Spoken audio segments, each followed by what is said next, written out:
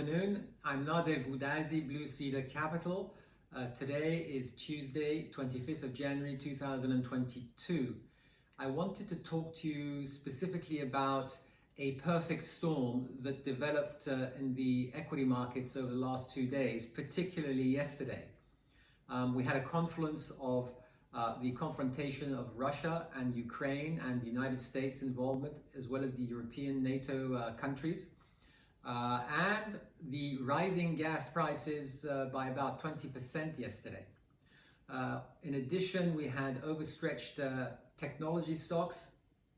So we now also have the interest rates rising because the Fed believes that inflation needs to be contained and the Fed balance sheet needs to be reduced from its current approximate $8 trillion balance sheet. So when you add everything up, it doesn't take the smartest person to realize that the markets would need to correct and adjust.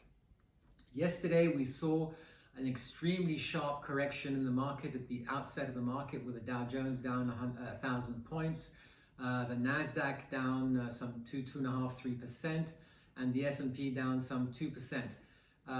Eventually, towards the end of the market trading hours, the equity markets staged a phenomenal rally, and the technology stocks led this action because they were sharply down. Namely, ARC Exchange Traded Fund traded down to around about $62.5–63, and it closed at around about $72, having had a range in the region of $10 during the course of the day. Is this the end of the volatility? I don't think so. I think that if I was going to advise, I would be selling into strength. I would be selling into strength in order to raise equity for the purposes of defending the portfolio, but also for purposes of having cash available to buy equities at much lower prices. So the message that I want to bring to the people who are looking at this video is that do not become complacent because during one day the markets have rallied.